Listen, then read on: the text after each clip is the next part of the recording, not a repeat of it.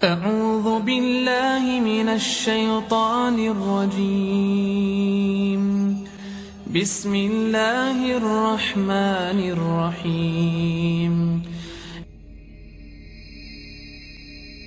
بسم الله الرحمن الرحيم إن الحمد لله نحمده ونستعينه ونستغفره ونعوذ بالله من شرور أنفسنا ومن سيئات أعمالنا من يهده الله فلا مضل له ومن يضلل فلا هادي له أشهد أن لا إله إلا الله وحده لا شريك له وأشهد أن نبينا محمد صلى الله عليه وسلم وعلى آله وأصحابه ومن سار على نهج إلى يوم الدين.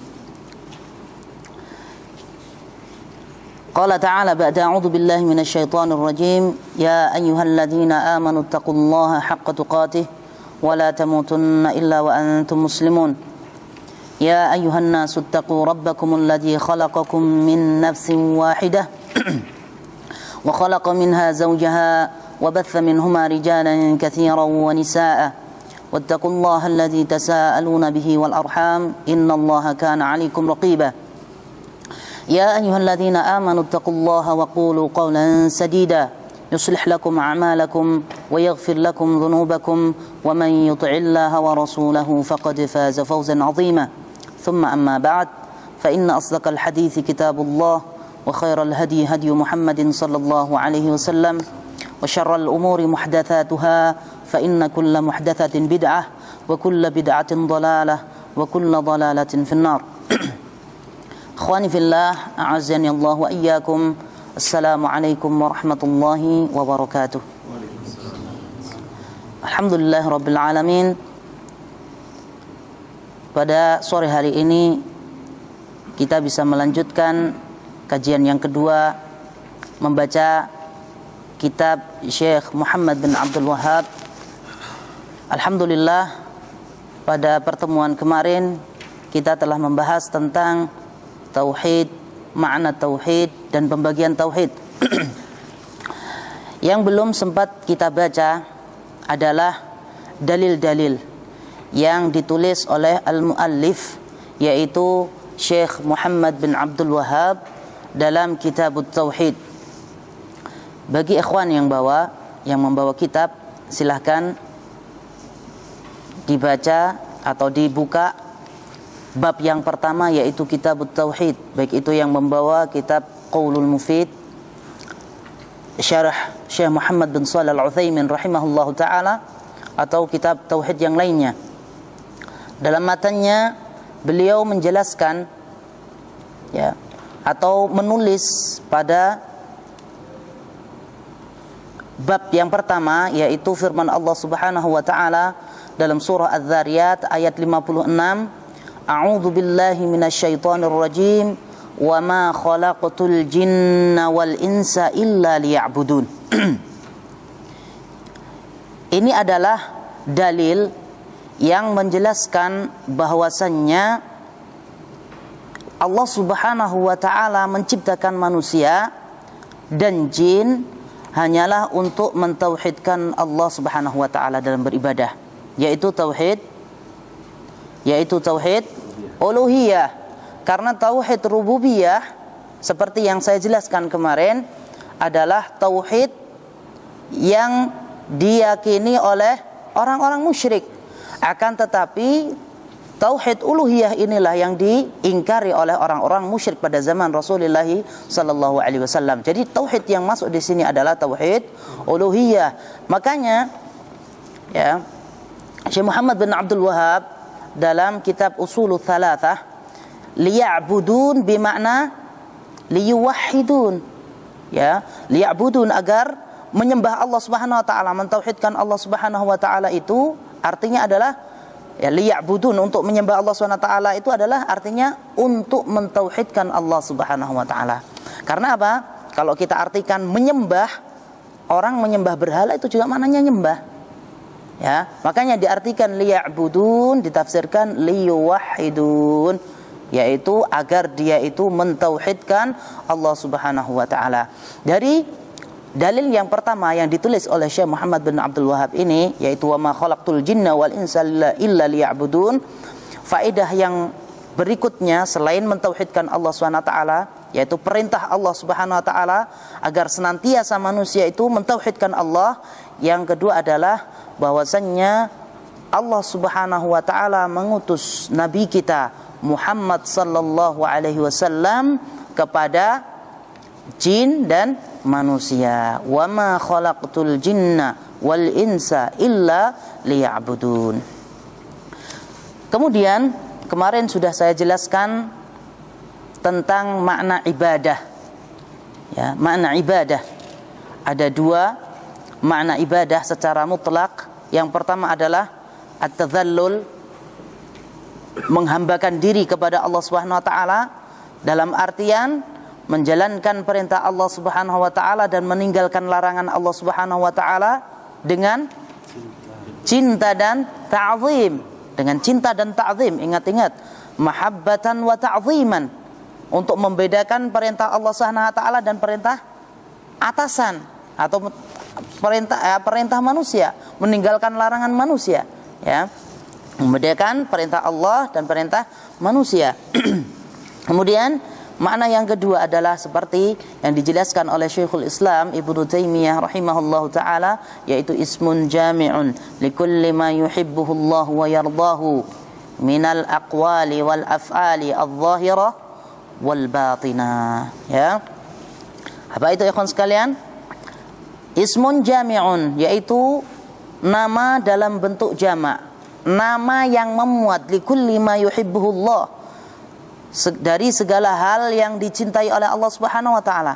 Apa yang kemarin yang dicintai oleh Allah Subhanahu wa taala? Nah, ini asas, ini harus tahu. Apa yang dicintai oleh Allah Subhanahu wa taala? Segala hal yang dicontohkan oleh Rasulullah sallallahu alaihi wasallam. Dalilnya, qul in kuntum tuhibbunallaha fattabi'uni. Ini mahabbah li kulli ma yuhibbullah. Semua yang dicintai oleh Allah Subhanahu wa taala adalah apa saja yang dicontohkan oleh Rasulullah sallallahu alaihi wasallam. Setiap hal yang dicintai oleh Allah Subhanahu wa taala dan diridhai oleh Allah Subhanahu wa taala.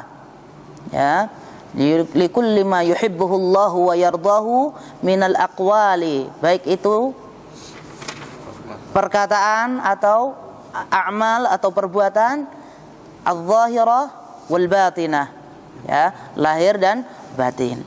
Sekarang batin, ibadah batininya apa itu? Ikhlas, khauf, mahabbah, kemudian ar-raja. Nah, kawan sekalian rahimani wa rahimakumullah, dalil berikutnya, ya, kita belajar matannya aja, antum melihat dalil berikutnya yang ditulis oleh Syekh Muhammad bin Abdul Wahhab dalam kitab Tauhid yang berkaitan dengan tauhid adalah firman Allah Subhanahu wa taala dalam surah An-Nahl ayat 36, A'udzu billahi minasyaitonir rajim, wa laqad ba'atsna fi kulli ummatir rasula an i'budullaha wajtanibut taghut. Nah ini, wa laqad ba'atsna, dan kami telah mengutus, fi kulli ummatin, pada setiap umat, setiap golongan, setiap generasi, rasulan, seorang rasul. Rasulan mufrad, jamaknya rusul. Ani'budullaha, Allah Subhanahu wa taala mengutus seorang rasul, tugasnya apa? Ani'budullaha, agar menyembah Allah Subhanahu wa taala, ya. Wajtanibut taghut, dan menjauhkan diri dari taghut. Ummah, di sini ummah itu memiliki 4 makna, seperti yang dijelaskan oleh Syekh Muhammad bin Shalih Al-Utsaimin rahimahullahu taala dalam kitab Qaulul Mufid. Ummah, makna yang pertama, ummah di sini adalah ta'ifah atau kelompok. Ta'ifah atau kelompok, umat, yang seperti yang kita pahami, umat yaitu golongan, ummah, ya. Kemudian makna yang kedua, Makna yang kedua, ummah di situ adalah ummah memiliki makna al-imam. Ya, memiliki makna imam. Yang kedua adalah makna ummah itu adalah al-imam. Seperti halnya firman Allah Subhanahu wa taala dalam surah An-Nahl ayat 120, "Inna Ibrahima kana ummatan qanitan lillahi hanifa wa ma kana minal musyrikin." Inna Ibrahim kana ummah. Sesungguhnya Ibrahim itu adalah ummah. Ummah di sini artinya adalah imam, pemimpin.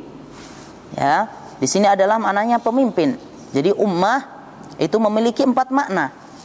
Kemudian makna yang berikutnya, ummah ini adalah bimakna millah, yaitu agama. Ya, bimakna millah, bermakna agama.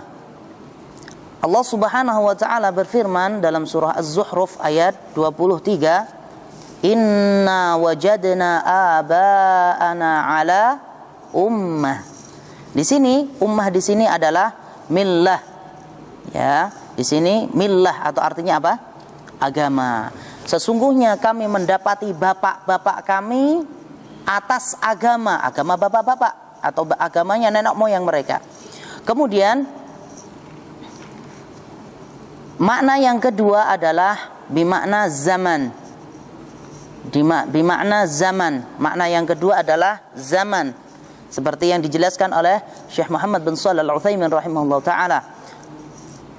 Berdasarkan firman Allah Subhanahu wa ta'ala dalam surah Yusuf ayat 45, "Wadzakara ba'da ummah." Ba'da ummah, setelah ummah di sini adalah zaman, maksudnya setelah masa ini, ya, setelah masa. Nah, ikhwan sekalian, rahimani wa rahimakumullah, kemudian walaqad ba'atsna fi kulli ummatin. Ini masuk ke dalam makna apa?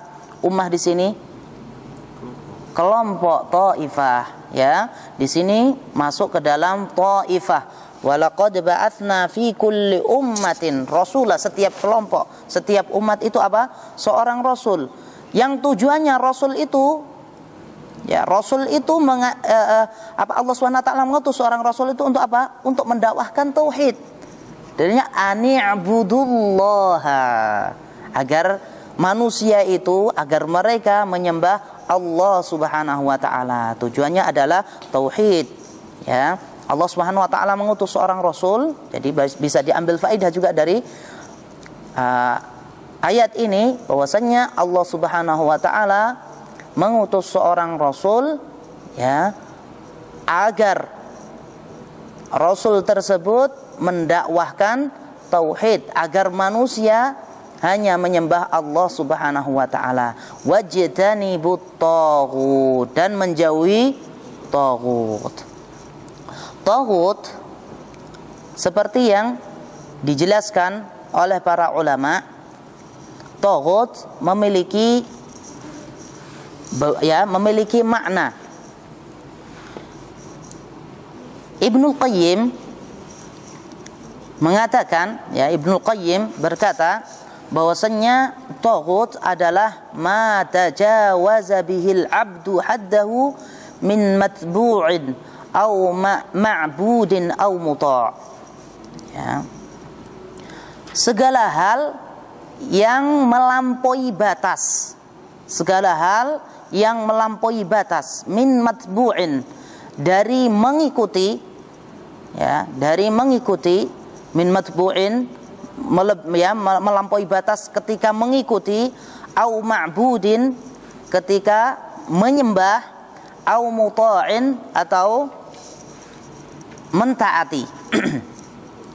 Jadi segala hal seperti yang dijelaskan oleh ini Ibnul Qayyim rahimahullah ta'ala, taghut itu bukan berhala saja, tapi bermakna, memiliki makna yang masymul atau makna yang luas, yaitu segala hal yang melebihi batas ketika mengikuti. Contohnya kalau mengikuti orang walaupun dia tidak benar tetap diikuti, ya, maka itu termasuk orang yang diikuti, dan orang yang diikuti itu ridho, seperti yang dijelaskan oleh para ulama, maka orang yang diikuti itu adalah taghut. Ya. Kemudian para ulama juga menjelaskan bahwasannya matbu, orang yang diikuti itu termasuk kuhan, dukun. Ya, kalau dia senang mengikuti dukun, maka ya dukun itu ya, kalau orang itu senang diikuti ya dukun itu ya, maka dukun itu disebut taghut. Ya, senang diikuti. Enggak mungkin dukun itu enggak cari pengikut. Ya, enggak mungkin. Dukun itu berusaha cari pengikut. Itu makanya namanya dia itu adalah taghut, dukun. Kemudian diartikan juga oleh para ulama adalah as-sahir. Tukang sihir itu juga termasuk taghut. Kemudian dijelaskan oleh Syekh Muhammad bin Shalih Al-Utsaimin rahimahullah taala, termasuk matbu, orang yang diikuti adalah ulama usu, ulama su. Ya, ulama su ini juga termasuk taghut. Ya, jadi kalau ada orang bilang wah dia itu taghut, tapi harus hujah. Antum ini ya, bukan semua orang ngomong seperti itu. Yang afdal kita jaga lisan kita, walaupun kita tahu ada orang ya, atau seorang dai yang berbicara tanpa ilmu, kemudian banyak pengikutnya dan senang diikuti, ridho diikuti, ya kita menjaga lisan kita agar tidak mengatakan bahwasanya dia itu adalah taghut. Yang afdal ya, seseorang itu senantiasa menjaga lisannya. Kemudian yang berikutnya makna ya, ma tajawazu bihil abdu haddahu min matbu'in au ma'budin. Ya, melebihi berlebih-lebihan sampai disembah. Contohnya adalah berhala, kemudian kuburan, kemudian apalagi yang sampai disembah, lain kuburan, keris dan seterusnya. Kemudian au muta ya, taghut itu orang yang diikuti, yang maksudnya orang yang diikuti walaupun dia itu bersalah. Contohnya orang yang menghalalkan hal yang diharamkan Allah Subhanahu wa taala. Ya, maka itu disebut taghut. Kalau ada orang termasuk ya dai atau mufti yang menghalalkan apa hal-hal yang diharamkan Allah Subhanahu wa taala, menghalalkan zina, menghalalkan riba, maka dia itu adalah taghut seperti yang dijelaskan oleh Ibnu Qayyim rahimahullahu taala. Jadi di sini ya termasuk mentauhidkan Allah Subhanahu wa taala ya, selain dia itu harus menyembah Allah Subhanahu wa taala saja ketika beribadah, yaitu harus menjauhi taghut. Taghut itu apa? Baik itu taghut yang diikuti ya, salatnya rajin, ya ibadahnya hanya kepada Allah Subhanahu wa taala, tapi masih pergi ke dukun, pergi ke tukang sihir, maka tidak bermanfaat. Tauhidnya tidak sempurna. Tauhidnya kharban. Ya, rusak tauhidnya. Yang penting setiap kita sering dengar orang ngomong yang penting kan dia itu sholat. Tidak menjamin sholat saja. Ya, karena kalau sholat kita akan bahas nanti bahwasannya orang yang mendapatkan keamanan yang sempurna adalah sempurna nanti di akhirat, tidak mendapatkan azab dari Allah Subhanahu wa taala adalah orang yang tidak mencampur aduk amalnya dengan kesyirikan. Tapi kalau masih mencampur aduk amal perbuatannya atau ibadahnya dengan kesyirikan, maka ya dia tidak akan mendapatkan keamanan yang sempurna. Jadi selain beribadah kepada Allah Subhanahu wa taala saja, dia harus wajtanibut taghut, harus menjauhi taghut. Dijelaskan oleh para ulama, wajtanibu itu sama maknanya dengan ibta'idu.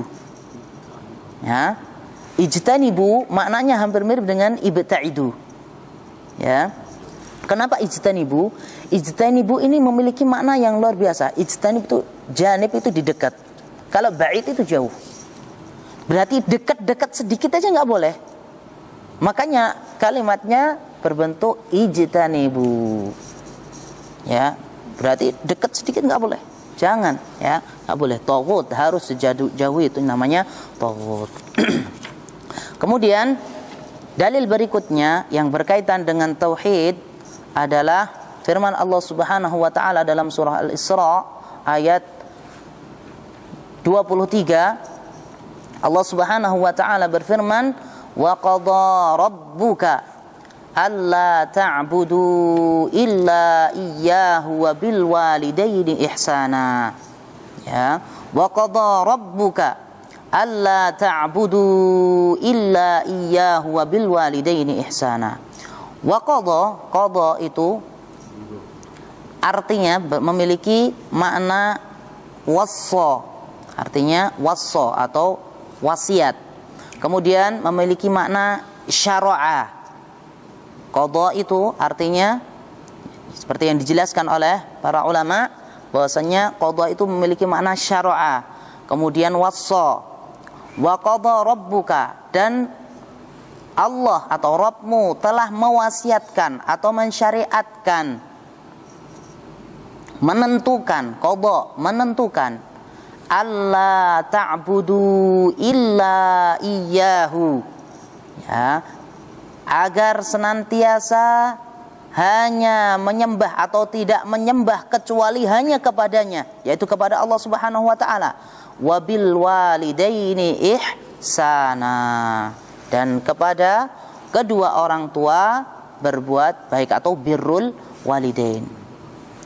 Qadha di sini seperti yang dijelaskan oleh para ulama, qadha itu ada dua. Qadha wa qadha rabbuka alla ta'budu illa iyyahu wa bil walidaini ihsana.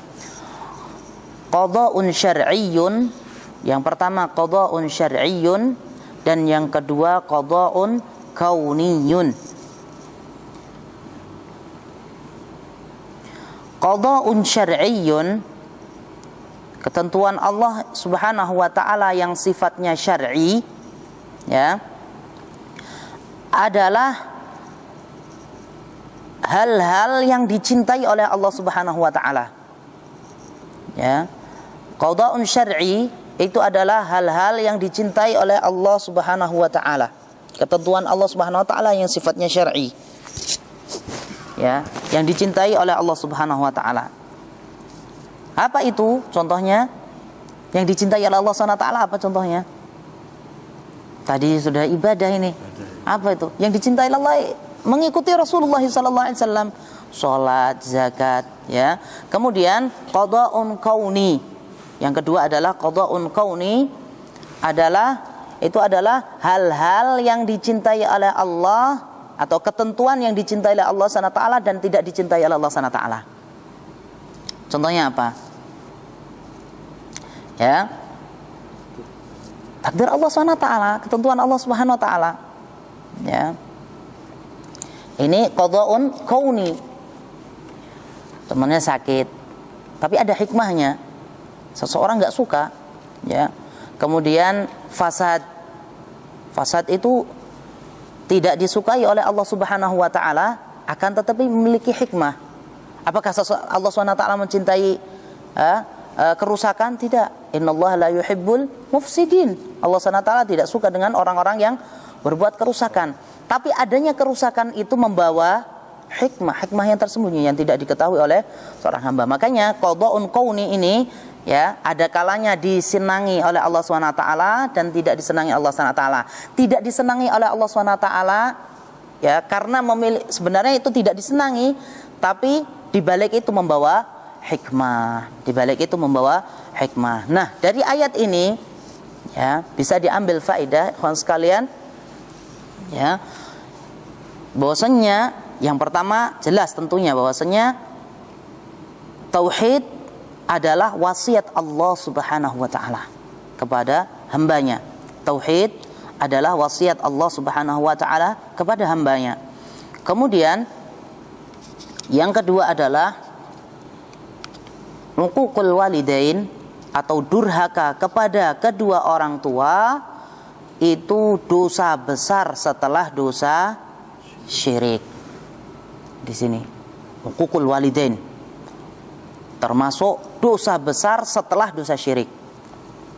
Dijelaskan oleh para ulama, di sana ada maratib dosa-dosa besar. Dosa besar di atas dosa besar adalah syirik. Kemudian dosa besar saja adalah syirik kecil. Nah, syirik kecil ini di atas dosa-dosa ini, dosa mencuri, berzina seperti yang dijelaskan oleh Syekhul Islam Ibnu Taimiyah. Kadang-kadang orang, walah itu kan cuman syirik kecil Ustaz. Sering saya dengar kalau ada orang dibilangin pakai sabuk, pakai gelang, pakai cincin atau apa yang dianggap itu membawa manfaat dan menolak bahaya, ya. Kadang-kadang kalau dikasih tahu, wah itu kan cuman syirik kecil Ustaz. Lihat perkataan para ulama, syirik kecil itu di atas dosa besar. Karena menyekutukan Allah Subhanahu wa taala, di atas dosa zina, di atas dosa apa? Di atas dosa mencuri.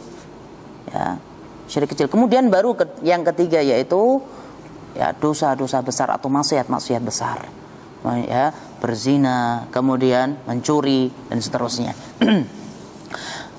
Dan sebaliknya bahwasannya ibadah yang mulia, ya, termasuk mentauhidkan Allah Subhanahu wa taala, ibadah yang mulia yaitu apa? Birrul walidain. Sampai disebutkan oleh Allah Subhanahu wa taala. Allah Subhanahu wa taala berwasiat langsung, wa qadha rabbuka alla ta'budu illa iyyahu wa bil walidaini ihsana. Khususnya di bulan Ramadan. Kawan sekalian, antum yang masih punya orang tua, bulan Ramadan, ya, kalau bisa pulang ya pulang, nggak bisa pulang ya telepon, ya. Kemudian bagaimanalah caranya birrul walidain khususnya di bulan Ramadan, ya, karena bulan Ramadan ini jelas amalan saleh itu akan dilipat gandakan oleh Allah Subhanahu wa taala. Termasuk kalau hubungan birrul walidain berarti kaitannya dengan silaturahmi. Ya, jangan sampai di bulan Ramadan ini juga memutuskan hubungan silaturahmi, wal'idzubillah, ya, berbahaya. Kemudian dalil berikutnya yang ditulis oleh Syekh Muhammad bin Abdul Wahhab dalam kitab Tauhid adalah firman Allah Subhanahu wa taala, wa'budullaha wa la tusyriku bihi syai'a. Surah An-Nisa ayat 36. Wa'budullaha wa la tusyriku bihi syai'a. Ya, dalil tauhid. Ya. Wa'budullaha, dan sembahlah Allah Subhanahu wa taala, wa la tusyriku bihi syai'a, dan janganlah engkau menyekutukannya dengan sesuatu apapun.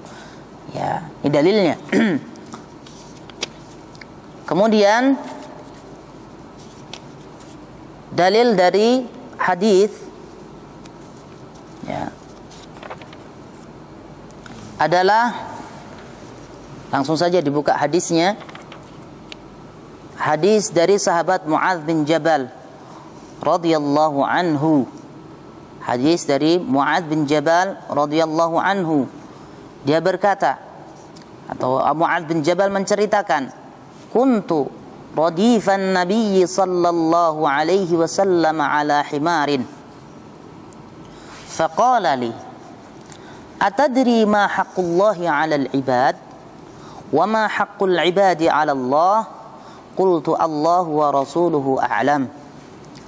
Qala haqqullahi 'alal 'ibadi an ya'buduhu wa la yushriku bihi syai'a, wa haqqul 'ibadi 'ala Allah alla yu'adziba man la yushrika bihi syai'a. Qultu ya Rasulullah, afala ubashshirun nas? Qala la tubashshirhum fayattakilu. Hadis ini diriwayatkan oleh Imam Bukhari dan Muslim dalam Sahihain. Mu'adz bin Jabal menceritakan, kuntu radifan Nabi sallallahu alaihi wasallam ala himarin. Dulu aku pernah dibonceng oleh Rasulullah sallallahu alaihi wasallam di atas himar. Dijelaskan oleh para ulama, ini menunjukkan bahwasannya Rasulullah sallallahu alaihi wasallam sangat mencintai Mu'adz bin Jabal. Ya, sampai beliau sallallahu alaihi wasallam membonceng Mu'adz bin Jabal di atas himar. Ya, Kemudian dijelaskan juga oleh para ulama, diperbolehkannya kalau memang naik kendaraan kuda, diperbolehkannya, atau himar, ya, diperbolehkannya menaiki kendaraan 2 orang berboncengan. Kalau sekarang nggak ada kuda, naik motor, diperbolehkan, ya, diperbolehkan. Asalkan ya lihat madarat, ya, lihat madaratnya juga. Kalau himarnya kurus, kecil, ya, wah, dulu Rasulullah pernah membonceng Mu'adz bin Jabal, boleh dong saya ini. Kalau kecil nggak boleh, ya. Seperti halnya dijelaskan oleh Al-Imam Nawawi dalam kitab Riyadhus Shalihin, ya, menjelaskan tentang adab menaiki kendaraan. Jadi suatu ketika ada unta, ada yang masih ingat nih, dari Sa'id, ingat ya. Ada unta yang mengeluh kepada Rasulullah SAW, termasuk mukjizatnya Rasulullah SAW. Unta menangis, mengeluh di hadapan Rasulullah SAW karena apa? Dipaksa, ya, dibebani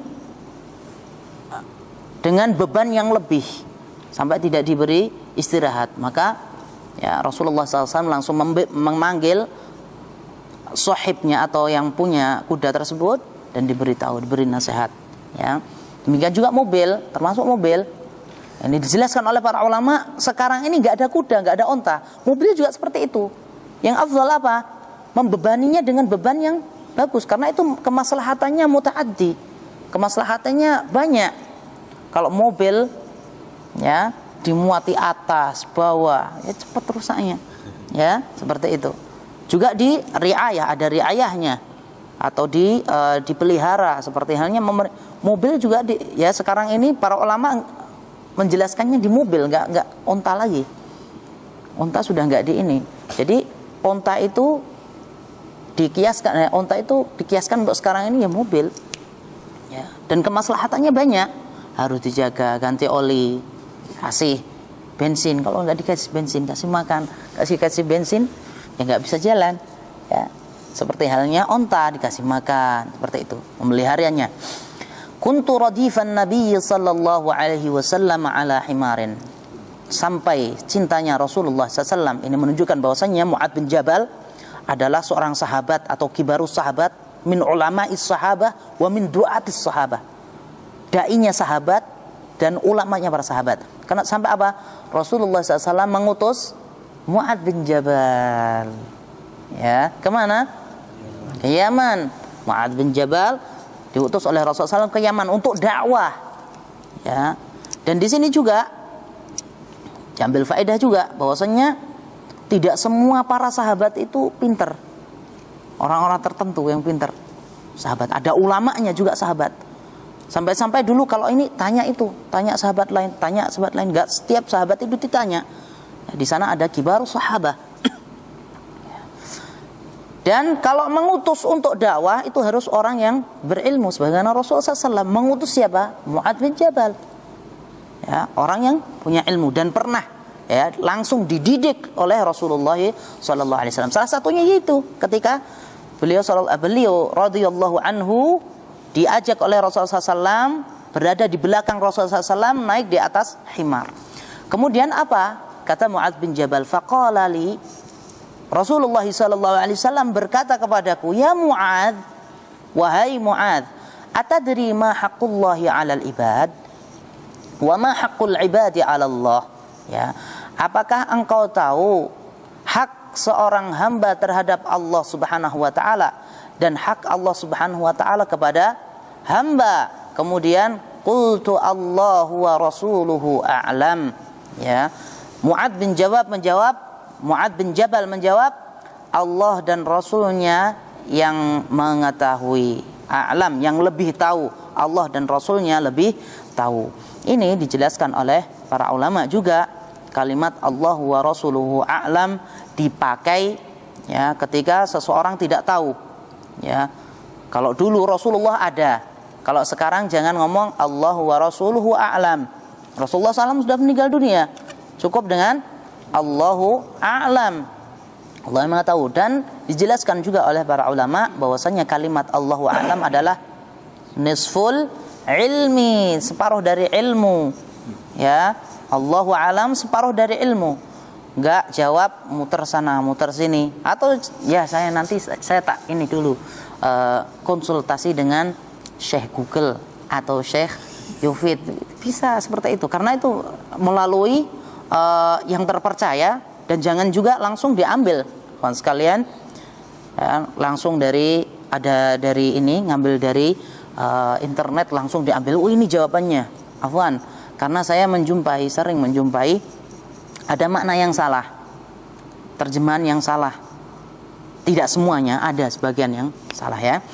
Qultu Allahu wa rasuluhu a'lam. Ini termasuk faedah juga. Kalau kita tidak tahu atau sedang setengah-setengah, jawab saja Allahu a'lam. Jawab sedikit Allahu a'lam. Nanti saya konsultasi dulu, lihat di kitab dulu ya. Yang afdal tentunya kitab. Kitab itu luar biasa. Makanya belajar bahasa Arabnya yang sungguh-sungguh ya. Yang istiqamah. Qala haqqullahi 'alal 'ibadi ay ya'buduhu wa la yusyriku bihi syai'a. Ya, hak Allah ya atas hambanya, yaitu agar dia itu, seorang hamba itu, hanya menyembah Allah Subhanahu wa taala dan tidak menyekutukannya dengan sesuatu. Itu hak Allah. Jadi kalau ada orang menyekutukan Allah Subhanahu wa taala, berarti mengurangi hak Allah. Ya, berarti telah berbuat zalim. Kalau dia mengurangi hak, kalau sesama manusia mengurangi hak manusia, dia berbuat zalim. Kalau ini mengurangi hak Allah, itu kezaliman di atas kezaliman. Makanya kata Allah Subhanahu wa taala, innasyirka la zulmun azim. Kenapa kok syirik itu disebut zalim? Karena mengurangi hak Allah Subhanahu wa taala. Hak Allah adalah manusia itu hanya menyembah Allah Subhanahu wa taala saja, tidak mau menyekutukannya dengan sesuatu. Kalau menyekutukannya dengan manusia atau benda atau yang lainnya, berarti dia telah mengurangi hak Allah Subhanahu wa taala. Dan dia kalau mengurangi hak Allah berarti telah berbuat zalim, dan itu kezaliman di atas kezaliman. Kezaliman yang sangat besar. Kata Allah Subhanahu wa taala, innasyirka la zulmun azim. Kemudian wa haqqul ibadi 'ala Allah. Ya, dan haknya hamba ya yang akan diberikan kepada Allah Subhanahu wa taala kepada hamba, yaitu apa? Allah yu'adziba man, kata Allah, Allah yu'adziba man la yusyriku bihi syai'a. Yaitu Allah Subhanahu wa taala tidak menyiksa seseorang yang tidak menyekutukan Allah Subhanahu wa taala. Ini bisa ini nih, maksudnya apa? Tidak menyekutukan Allah Subhanahu wa taala ini, dia adalah orang yang mendapatkan keamanan tapi belum mendapatkan keamanan yang sempurna.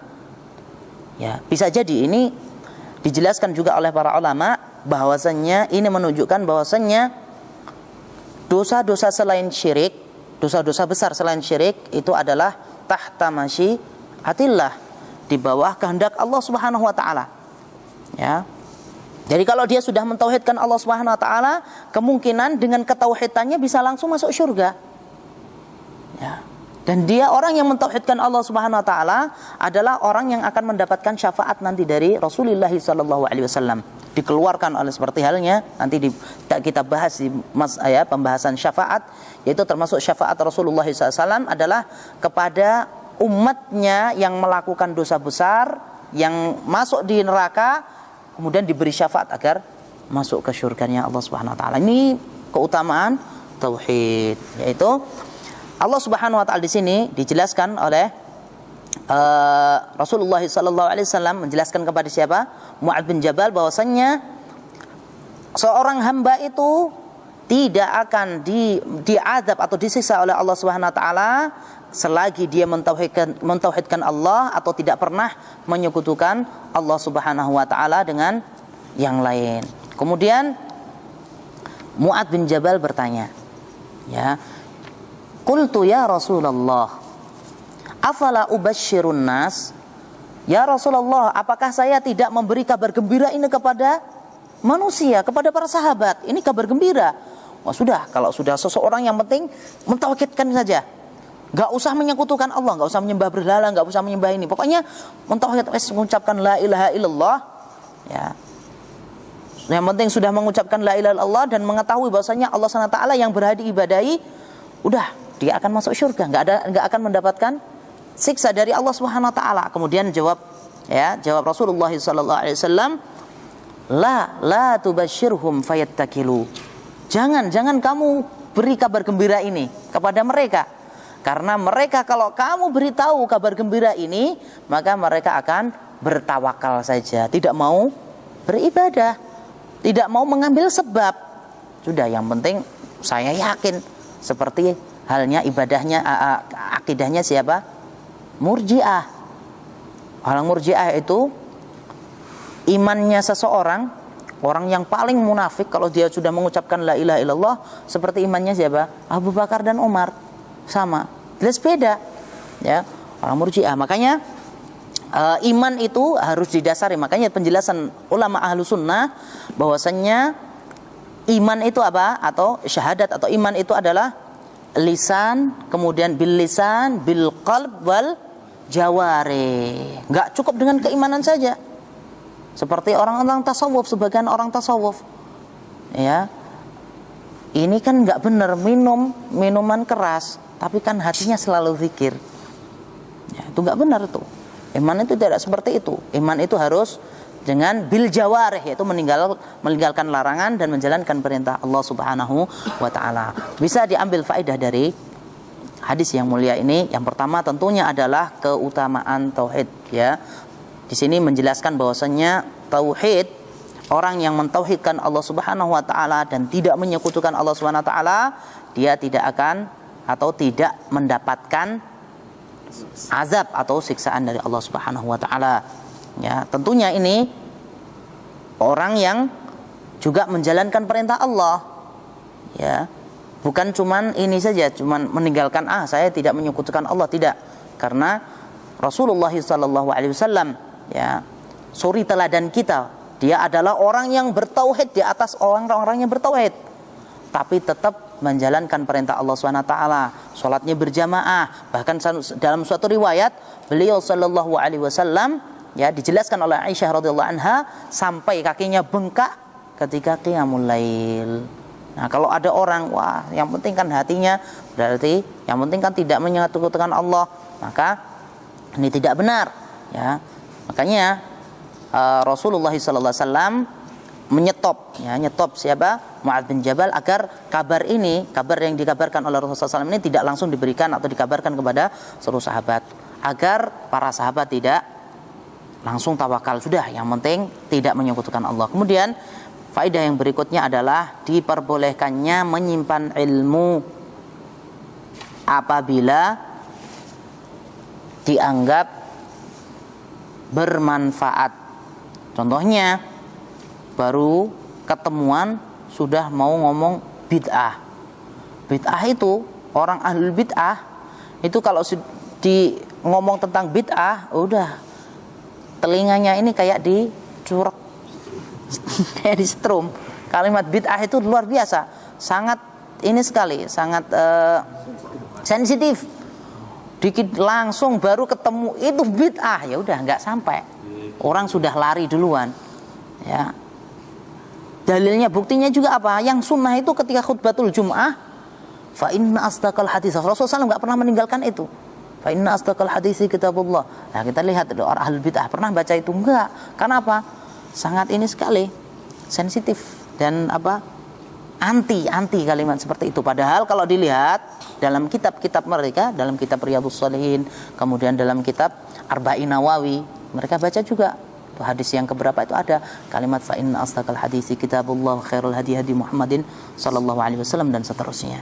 Karena itu kawan sekalian, ini termasuk fiqhud dakwah. Ya, fiqhud dakwah. Ini juga dari hadis ini juga bisa diambil fiqhud dakwah, yaitu cara dakwah itu harus ada. Ya, bagaimana lihat itu Mu'adz bin Jabal ketika diperintahkan atau diutus oleh Rasulullah SAW, yang pertama kali didakwahkan adalah tauhid, ya. Kemudian baru mendakwahkan sholat, zakat dan seterusnya. ya. Seperti itu aja, ada fikihnya, jangan langsung main tembak sana sini ya. Itu termasuk ya dakwah bil hikmah ya, seperti itu, mengetahui keadaan mad'u, mengetahui keadaan orang yang diajaknya. Wallahu a'lam bissawab. Insyaallah taala ikhwan sekalian, kita lanjutkan di pertemuan yang akan datang. Besok insyaallah taala kita bahas tentang keutamaan tauhid.